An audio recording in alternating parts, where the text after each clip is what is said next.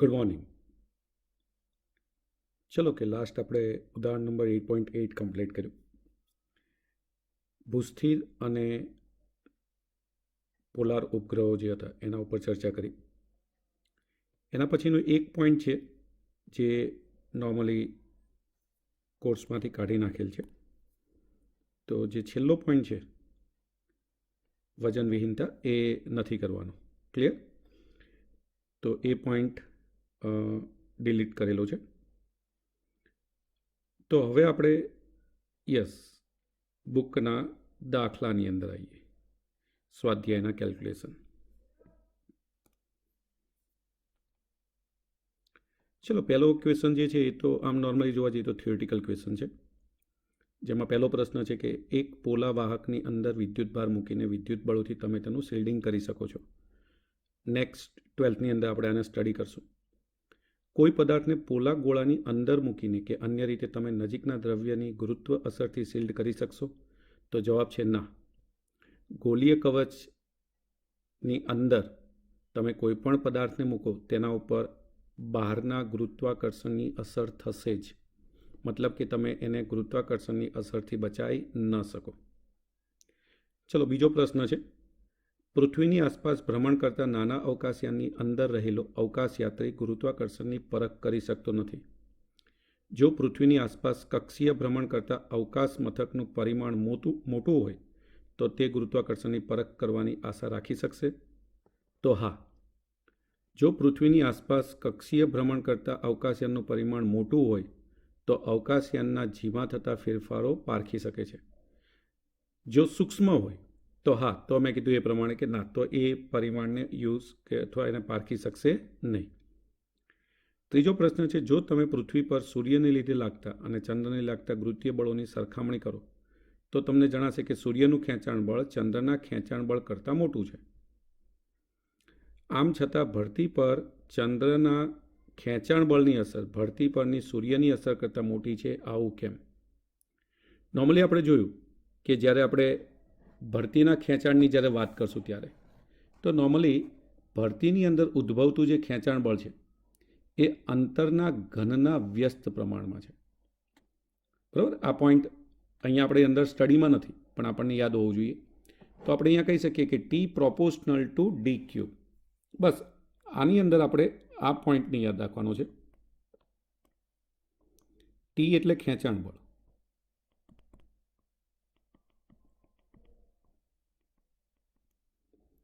Proportional to D cube, 1/d cube, અંતરના ઘનના વ્યસ્ત પ્રમાણમાં, જ્યાં ડી એ અંતર છે. તો તમે આના ઉપરથી ક્લિયર કહી શકો કે સૂર્ય કરતાં ચંદ્ર પૃથ્વીની નજીક છે, તેથી ભરતીના ખેંચાણ બળની અસર સૂર્ય કરતાં ચંદ્રની કેવી થાય? વધુ થાય. અને એટલે નોર્મલી સૂર્યની અસર કરતાં ચંદ્રની અસર ત્યાં વધારે જોવા મળે છે. ચલો, ક્લિયર? તો આ પોઈન્ટના આધારે એને એક્સપ્લેન કરવાનું રહેશે. ચલો, 8.2ની અંદર ત્યાં પણ આપણને એવું કીધું કે ભાઈ સાચો વિકલ્પ પસંદ કરો. પ્રશ્ન આપણો આ રીતનો છે. તો પહેલો પ્રશ્ન આવો છે અંદર.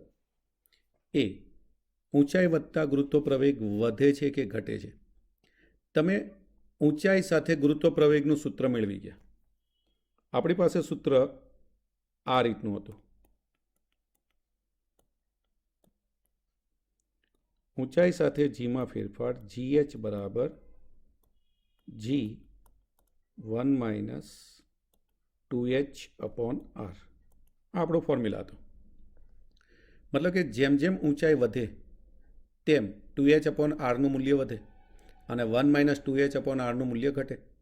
એટલે ઊંચાઈ વધતા હંમેશા ગુરુત્વ પ્રવેગ ઘટે છે.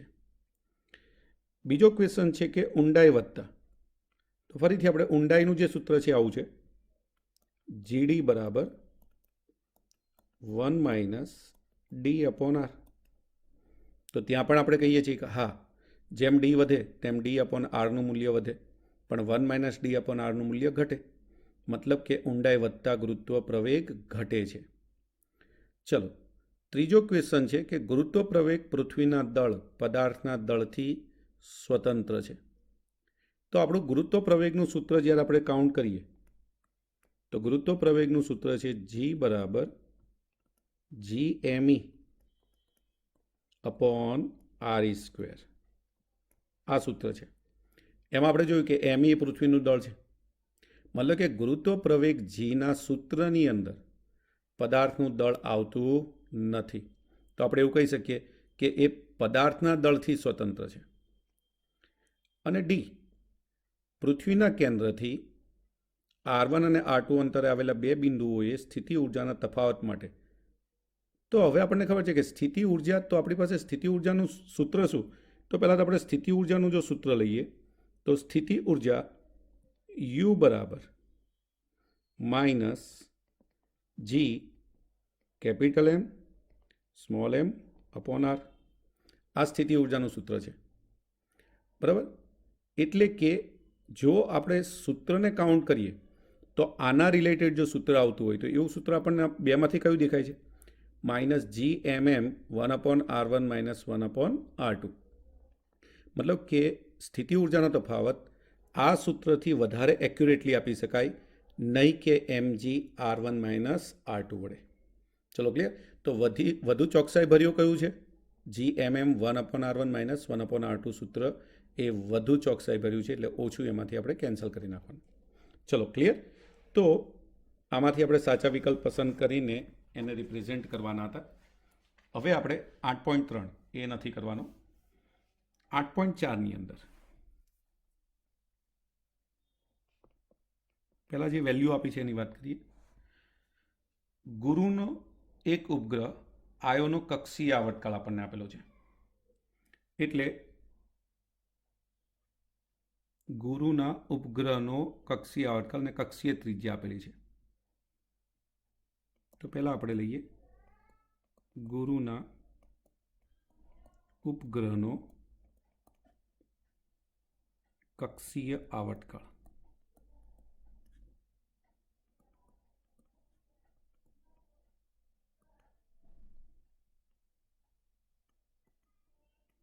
ચલો આને આપણે TO કહીએ, તો ટી અથવા ટી કહીએ. ચલો ટી બરાબર આપણી પાસે છે 1.769 ડેઝ. આને આપણે સેકન્ડમાં કન્વર્ટ કરી દઈએ તો 1.769 ઇન્ટુ એક દિવસના 24 અવર્સ અને એક અવર્સની 3600 સેકન્ડ્સ. સિમ્પ્લિફાઈ કરશો એટલે આ વેલ્યુ 1.528 ઇન્ટુ 10⁵ સેકન્ડ આવશે.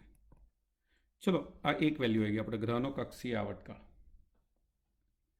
બીજું આપણને ઉપગ્રહની ત્રિજ્યા આપેલી છે, તો આપણે લઈએ ઉપગ્રહની ત્રિજ્યા.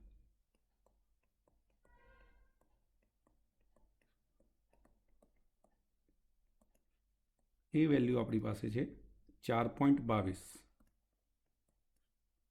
ગુણ્યા 10⁸ મીટર. યાદ રાખજો આ ત્રિજ્યા એટલે કક્ષીય ત્રિજ્યા છે, જેમાં પરિભ્રમણ કરે છે એ, એટલે એને આપણે કક્ષીય ત્રિજ્યા વધારે એક્યુરેટ કક્ષીય ત્રિજ્યા રહેશે. ચલો હવે આપણને કીધું દર્શાવો કે ગુરુનું દળ સૂર્યના દળ કરતાં 1000માં ભાગનું છે. હવે અહીંયા આપણે સૂર્યના દળની ખબર હોવી જોઈએ. સૂર્યનું દળ અહીંયા આપણે લેવાનું છે 2 × 10⁻30 kg. ચલો આ સૂર્યનું દળ છે. ગુરુનું દળ આપણે શોધવાનું છે. બરાબર m જ્યુપિટર. ચલો ક્લિયર? હવે આપણે જ્યારે ગુરુ સૂર્યની આજુબાજુ પરિભ્રમણ કરે ત્યારે, અથવા એનો ઉપગ્રહ એની આજુબાજુ પરિભ્રમણ કરે ત્યારે આપણને ખબર છે કે સર પરિભ્રમણ ત્યારે જ થાય જ્યારે ત્યાં એક બળ એટલે કે કેન્દ્રગામી બળ લાગતું હોય, અને એ કેન્દ્રગામી બળ કોણ પ્રોવાઈડ કરે? ગુરુત્વાકર્ષી બળ. એટલે અહીંયા કેન્દ્રગામી બળ બરાબર ગુરુત્વાકર્ષી બળ થવું જોઈએ. ચલો કે બંનેની વેલ્યુ મૂકી દો તો આપણને ખબર કે sir mv²/r is equal to g mj/m/r², જ્યાં r ઉપગ્રહની કક્ષીય ત્રિજ્યા છે, m ઉપગ્રહનું દળ છે, mj ગુરુનું દળ છે. ચલો આના પરથી તમે જોઈ શકો કે સર તો કેન્સલ થશે એટલે v² ઇઝ ઇક્વલ ટુ અહીંયા આપણને મળશે gmj/r. હવે આપણે જાણીએ છીએ કે સર v બરાબર r ઓમેગા હોય એટલે અહીંયા હું vની જગ્યાએ r ઓમેગા લખી શકું, gmj/r. તો આના પરથી આપણને મળશે r² ω² is equal to gmj/r. આના પરથી ω² ઇઝ ઇક્વલ ટુ gmj/r³. ચલો ક્લિયર. હવે ઓમેગા બરાબર 2π/t, તો 2π/t² is equal to gmj/r³. તો આના પરથી આપણને mjને જો સૂત્રનો કરતા બનાવીએ તો mj બરાબર 4π²r³/gt². આવું સૂત્ર મળે આપણને. આપણી પાસે બધી વેલ્યુ છે, મૂકી દો અંદર. 4π બરાબર 3.14, આરની વેલ્યુ આપણને રકમમાં આપેલી છે 4.22 ગુણ્યા 10⁸ હોલ ક્યુબ, g 1.5, t બરાબર આપણી પાસે છે 1.528 ઇન્ટુ 10⁵ હોલ સ્ક્વેર, g સાર્વત્રિક અચળાંક છે 6.67 ઇન્ટુ 10⁻11. ચલો તમે બધા આનાથી સિમ્પ્લિફાઈ કરશો. આ વેલ્યુ તમને મળશે 2 ગુણ્યા 10⁻27 kg. તમારી પાસે સૂર્યનું દળ છે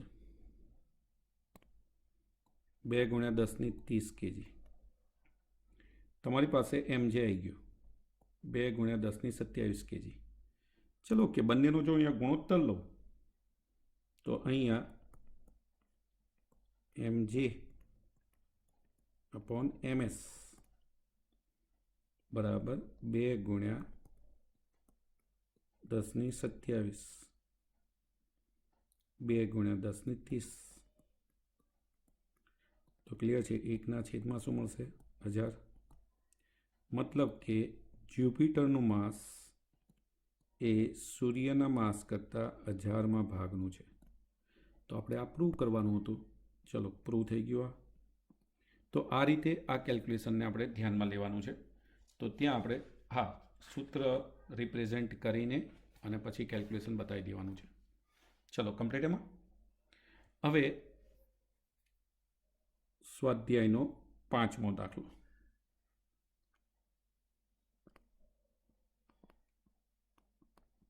પહેલા ક્વેશ્ચનની અંદર જઈએ. આપણે એવું ધારીએ કે આપણી આકાશગંગા એટલે કે ગેલેક્સી સૂર્યના દળ જેટલું દરેકનું દળ હોય તેવા 2.5 ગુણ્યા 10⁻11 તારાઓની બનેલી છે. એટલે અહીંયા આપણને આકાશગંગામાં તારાઓની સંખ્યા આપી દીધી. તો પહેલાં આપણે એને રજૂ કરી દઈએ. તારાઓની સંખ્યા ઇઝ ઇક્વલ ટુ એ આપણી પાસે વેલ્યુ છે 2.5 ગુણ્યા 10⁻11.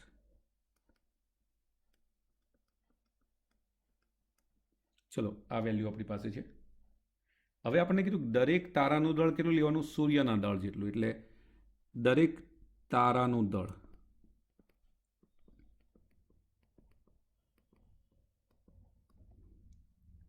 બરાબર 2 ગુણ્યા 10⁻30 kg. સૂર્યનું જેટલું દળ છે એટલું લેવાનું.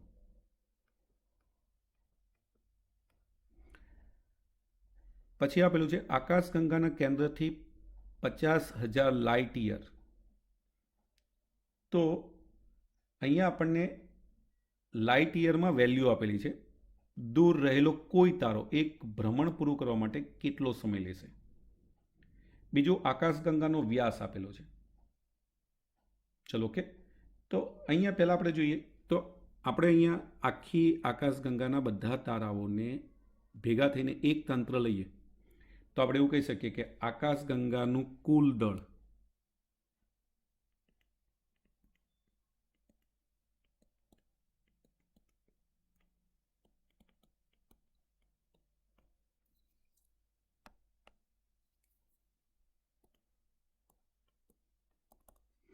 તો તારાઓની સંખ્યા દરેક તારાનું દળ બેનો ગુણાકાર કરી નાખીએ તો 2 × 10⁻30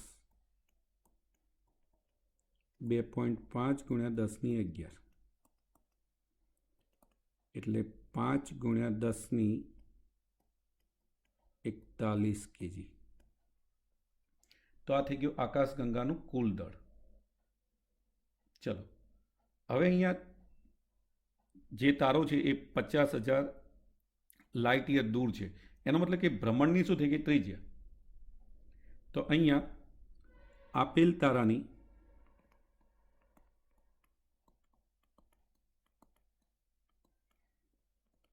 કક્ષીય ત્રિજ્યા R બરાબર 50,000 લાઇટ યર. ચલો ક્લિયર. તો અહીંયા જે તારો આપણને આપેલું છે 50,000 લાઇટ યર દૂર આપેલું છે. એનો મતલબ કે આને આપણે મીટરમાં કન્વર્ટ કરવાની. તો આપણે બધાને યાદ હોવું જોઈએ કે 1 લાઇટ યર બરાબર એવું હોય તો આપણને બીજા ચેપ્ટરમાં એની વેલ્યુ આપેલી જ છે. 1 લાઇટ યર બરાબર 9.46 × 10⁻15 મીટર.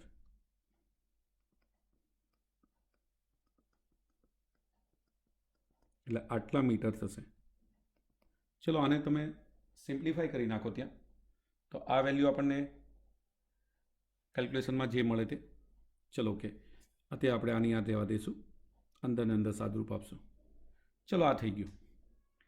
હવે આપણે જાણીએ છીએ કે અહીંયા મારે કેલ્ક્યુલેશનમાં શું લેવાનું, એને કેટલો સમય લાગશે, એક ભ્રમણ પૂરું કરવા માટે કેટલો સમય લાગે. મતલબ કે આગળ જે ગણતરી કરીને એ જ ગણતરી કરવાની. તો આપણે આગળ શું કર્યું, કેન્દ્રગામી બળ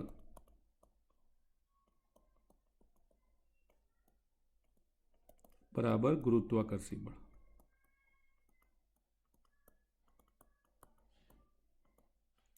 ધારો કે અહીંયા જે આપણે આપેલ તારો છે જે બહાર છે એનું દળ સ્મોલ એમ લઈએ તો mv²/r બરાબર જી. આ જે છે આકાશગંગાનું કુલ દળ એને આપણે કેપિટલ એમ લઈએ, કેપિટલ એમ સ્મોલ એમ r². માટે ચલો એમ તો બંને બાજુથી કેન્સલ. તો અહીંયા આપણે v² = gm/r³. Sorry gm/r. એક r કેન્સલ થઈ જશે. હવે વીની જગ્યાએ આપણે મૂકી દઈએ r omega. r omega whole square = gm/r. માટે r² ઓમેગા સ્ક્વેર = gm/r. આના પરથી ઓમેગા સ્ક્વેર = gm/r³. ઓમેગા બરાબર તમે 2π/t ગોઠવી દો તો 2π/t હોલ સ્ક્વેર = gm/r³. અને માટે 4π²/t² = gm/r³. અને માટે t² બરાબર 4π²r³/gm. તો પહેલાં તો તમે આની અંદર વેલ્યુ મૂકી દો અને આના પરથી આપણને t બરાબર √4π²r³/gm આવું મળશે. ચલો બધાની વેલ્યુ અંદર મૂકી દો. તમારી પાસે બધી વેલ્યુ છે. 4 3.14નો સ્ક્વેર. આર આપણી પાસે છે કેટલું છે? 5000 ગુણ્યા 9.46 ગુણ્યા 10 ની 15, 50,000. 50,000ની જે ચાર ઝીરો છે એને તમે ઘાતમાં એપ્લાય કરી દો તો આ વેલ્યુ આવી થઈ જશે 5 ગુણ્યા 9.46 ગુણ્યા 10ની જે 15 હતી એની જગ્યાએ 19 ઘાત થઈ જશે, એનો ઘન, છેદમાં જીની વેલ્યુ આપણી પાસે છે જ 6.67 ગુણ્યા 10ની -11 અને માસ આપણે શોધી લીધું છે 5 ગુણ્યા 10ની 41. ચલો ક્લિયર? આને તમે સિમ્પ્લિફાઈ કરશો એટલે તમને વેલ્યુ મળશે 111.86 ગુણ્યા 10ની 14 સેકન્ડ. આ સેકન્ડ આવી. હવે આને મારે વર્ષમાં કાઉન્ટ કરવું હોય તો 111.86 ગુણ્યા 10ની 14. હવે આપણને ખબર કે સર એક વર્ષમાં 365 દિવસ, એક દિવસમાં 24 કલાક અને એક કલાકમાં 3600 સેકન્ડ. આનાથી જો ભાગીએ તો આ શેમાં જવાબ થઈ જાય? યર્સમાં. આને સિમ્પ્લિફાઈ કરશો એટલે તમને જવાબ મળશે 3.55 ગુણ્યા 10ની 8 વર્ષ. મતલબ કે ધારેલ આ જે તારો આપણે ધારી લીધો એને એક ભ્રમણ કરતા આટલો સમય લાગશે. તો ઓવરઓલ આપણે જોયું કે હા સર ક્વેશ્ચન તમે જો 8.4 અને 8.5 બંને સરખા જેવા ક્વેશ્ચન છે, બહુ મોટો એમાં ડિફરન્સ નથી. ચલો ક્લિયર? હવે 8.6 છે એ પાછો થિયોરિટિકલ ક્વેશ્ચન છે કે સાચો વિકલ્પ પસંદ કરો. હવે ક્વેશ્ચન આવો આપણને આપેલો છે કે જો અનંત અંતરે સ્થિતિ ઉર્જા શૂન્ય લેવામાં આવે તો કક્ષામાં ભ્રમણ કરતા ઉપગ્રહની કુલ ઉર્જા તેની ગતિ ઉર્જા કે સ્થિતિ ઉર્જાના ઋણ મૂલ્ય જેટલી હોય. તો આપણે જાણીએ છીએ કે ઉપગ્રહની કુલ ઉર્જા તેની ગતિ ઉર્જાના ઋણ મૂલ્ય જેટલી હોય. ચલો ક્લિયર? તો આ પોઈન્ટ આપણે જ્યારે ઉર્જાની કમ્પેરિઝન કરી તો એની અંદર આ પોઈન્ટ મૂકેલો છે. બીજો ક્વેશ્ચન છે કે કક્ષામાં ભ્રમણ કરતા ઉપગ્રહને પૃથ્વીના ગુરુત્વાકર્ષણની બહાર મોકલી દેવા માટે આપવી પડતી ઉર્જા તે ઉપગ્રહના સ્થાને સ્થિર રહેલા કોઈ પદાર્થને પૃથ્વીના ગુરુત્વાકર્ષણમાં બહાર મોકલવા માટે જરૂરી ઉર્જા કરતાં. તો આપણે જાણીએ છીએ કે કક્ષામાં કોઈ પણ જો ઉપગ્રહ હોય અને એ ભ્રમણ કરતો હોય તો એને પૃથ્વીના ગુરુત્વાકર્ષણની બહાર મોકલી દેવા માટે આપણે જે ઉર્જા આપીએ તે ઉપગ્રહના સ્થાને જ સ્થિર રહેલા કોઈ પદાર્થને પૃથ્વીના ગુરુત્વાકર્ષણમાંથી બહાર મોકલવાની ઉર્જા કરતાં હંમેશા કેવી હોય? ઓછી હોય. ચલો તો એમાં પોઈન્ટ શું થશે તમારે? ઓછી ઉર્જા. ચલો 8.7ની અંદર તમને જે નેક્સ્ટ ક્વેશ્ચન આપેલો છે 8.7માં પૃથ્વી પરથી ફેંકાતા પદાર્થ માટે નિષ્ક્રમણ ઝડપ નંબર 1 શું તે પદાર્થના દળ પર આધારિત છે? તો પહેલાં તો આપણને નિષ્ક્રમણ ઝડપનું સૂત્ર મગજમાં ક્લિયર હોવું જોઈએ. જ્યાં સુધી આપણને નિષ્ક્રમણ ઝડપનું સૂત્ર ક્લિયર નથી ત્યાં સુધી તમે અહીંયા જુઓ આપણી પાસે બધા સૂત્રો અહીંયા આપેલા છે આપણને. એમાં તમે અહીંયા જોઈ શકો કે નિષ્ક્રમણ ઝડપનું સૂત્ર આપણી પાસે આ રહ્યું વર્ગમૂળમાં 2gme/re અથવા 2gre. તમે અહીંયા જોઈ શકો છો કે નિષ્ક્રમણ ઝડપની અંદર પદાર્થનું દળ ક્યાંય નથી. મતલબ કે તે પદાર્થના દળ પર આધારિત નથી. તો પહેલો જવાબ આપણને આમાં શું મળશે? શું તે પદાર્થના દળ પર આધારિત છે? તો ના, પૃથ્વીના દળ પર આધારિત, બરાબર, પદાર્થના દળ પર આધારિત નથી. હા, પૃથ્વીના દળ પર આધારિત છે. પછી બીજું, જ્યાંથી ફેંકવામાં આવે તે સ્થાન પર આધારિત છે. તો આપણે જોયું કે ના, નિષ્ક્રમણ ઝડપ તો કોના ઉપર આધાર રાખે છે? આરી ઉપર, પૃથ્વીની ત્રિજ્યા ઉપર. ના, ગુરુત્વીય સ્થિતિમાં જે તે સ્થાનના અક્ષાંશ પર, બરાબર, એટલે કે નિષ્ક્રમણ ઝડપ એ જે તે સ્થાન પર આધારિત નથી. ત્યાં તમે સૂત્ર ઉપરથી કહી શકો છો. ત્રીજું, પ્રક્ષિપ્ત કરવાની દિશા પર આધારિત છે. તો આપણે જોયું કે ના સર, અંદર ક્યાંય ખૂણાની રિપ્રેઝન્ટેશન છે જ નહીં. તો ક્લિયર છે કે નિષ્ક્રમણ ઝડપ પ્રક્ષિપ્ત કરવાની દિશા પર આધારિત નથી. અને ચોથો પોઈન્ટ, પદાર્થને ફેંકવાના સ્થાનની ઊંચાઈ પર આધારિત છે. હા, પદાર્થને તમે કયા સ્થાનથી ફેંકો એના ઉપર આધારિત છે. કારણ શું? કારણ કે અંદર તમે જુઓ છો જી છે અને આપણે જાણીએ છીએ કે સર જીનું મૂલ્ય ઊંચાઈ સાથે બદલાય. એચ બદલાય તો જી બદલાય. મતલબ જો તમે એની ઊંચાઈ ઉપરની વાત કરતા હોય તો ત્યાં હા પ્રક્ષિપ્ત પૃથ્વી પરથી તમે જો કોઈ ઊંચાઈ ઉપરથી એને ફેંકો છો તો હા નિષ્ક્રમણ ઝડપ એના ઉપર આધારિત રહેશે. ચલો ક્લિયર. તો તમારો આ જે ક્વેશ્ચન છે 8.8 એ કમ્પ્લીટ 8.7 એ કમ્પ્લીટ તમારા નિષ્ક્રમણ ઝડપના સૂત્ર ઉપરથી તમે એનો જવાબ શાંતિથી આપી શકો. પણ હા નિષ્ક્રમણ ઝડપનું સૂત્ર તમને એમાં યાદ હોવું જોઈએ. હવે 8.8 એ પણ થિયોરેટિકલ ક્વેશ્ચન છે. એક ધૂમકેતુ સૂર્યની આસપાસ અતિ દીર્ઘવૃત્તીય કક્ષામાં ભ્રમણ કરે છે. હવે આપણને કીધું કે આ ધૂમકેતુ માટે નીચે આપણને બધી અલગ અલગ રાશિઓ આપેલી છે. રેખીય ઝડપ, કોણીય ઝડપ, કોણીય વેગમાન, ગતિ ઉર્જા, સ્થિતિ ઉર્જા, સમગ્ર કક્ષા પર કુલ ઉર્જા અચળ છે. બરાબર. ધૂમકેતુ જ્યારે સૂર્યની ખૂબ નજીક આવે ત્યારે કોઈ દળ ક્ષતિ થાય તો તે અવગણો. તો પહેલું રેખીય ઝડપ અચળ છે. તો પહેલો આપણે જોવાનું કે ના, કારણ કે કોઈ ગ્રહ સૂર્યની નજીક આવે ત્યારે એની રેખીય ઝડપ તો આપણે જાણીએ છીએ કે સર એ વખતે વધુ હોય અને દૂર જાય ત્યારે એ રેખીય ઝડપ ઓછી હોય. એટલે કે રેખીય ઝડપ અચળ હોય નહીં. આપણે એનો ફેરફાર રિપ્રેઝેન્ટ કરવાનો છે.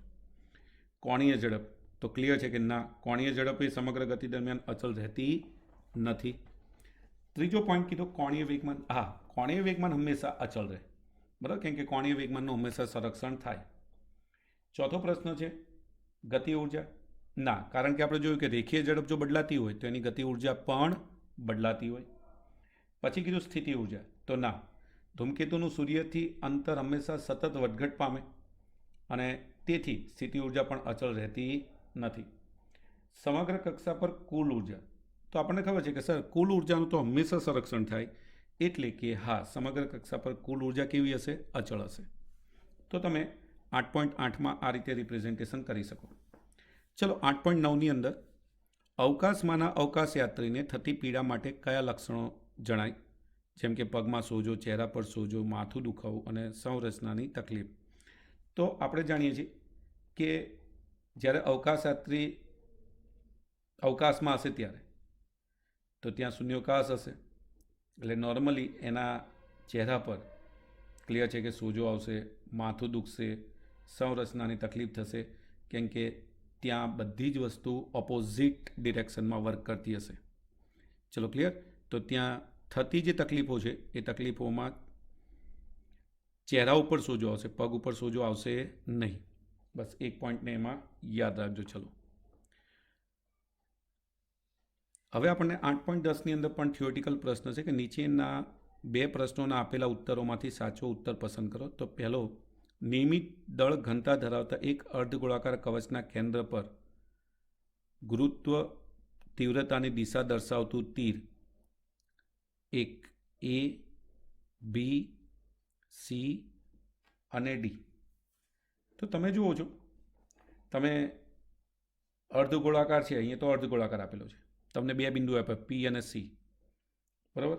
તેથી અંદરના દરેક બિંદુએ ગુરુત્વીય સ્થિતિમાન નોર્મલી કેવું, તમે એને જો ઉપરથી ગોળો પૂરો કરો તો ગુરુત્વીય સ્થિતિમાન દરેક બિંદુએ અચળ હોય અને તેથી ગુરુત્વીય તીવ્રતા માઇનસ ડીવી બાય ડીઆર અંશ સી બિંદુ પાસે કેવી મળે? હંમેશા શૂન્ય મળે. એટલે કે પરિણામી ગુરુત્વીય તીવ્રતાનું કયા તરફ મળશે? તો સી તરફ. બરાબર. એટલે એની અંદર સી તરફનો જે ભાગ છે, બરાબર, એટલે કે આન્સર એ. એટલે આપણો આન્સર એમાં શું આવશે કે સી તરફની જે દિશા હશે એ જ એની સાચી દિશા હશે. ચલો ઓકે.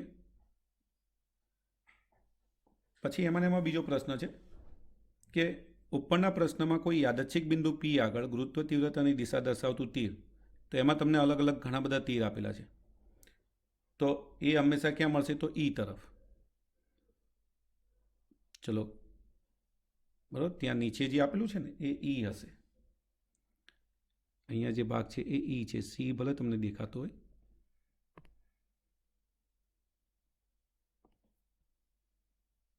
આ જે છે ને એ ઈ છે, એટલે એ આપણને ક્યાં મળશે? ગુરુત્વ તીવ્રતા દર્શાવતું તીર નીચે તરફ. ચલો ક્લિયર. તો 8.11 સુધીના પ્રશ્નો દરેકે કમ્પ્લીટ કરી દેવાના. થિયોરિટિકલ છે એટલે એને શાંતિથી સમજી લેવાના, બરાબર. બાકીના ક્વેશ્ચન્સને આપણે નેક્સ્ટ લેક્ચરની અંદર પાછા પુટઅપ કરી દઈશું. ચલો ઓકે. અને હા, થિયરી સિવાયના બધા ક્વેશ્ચન્સને કેલ્ક્યુલેશનમાં લઈ લેવાના. ચલો ઓકે, થેન્ક યુ.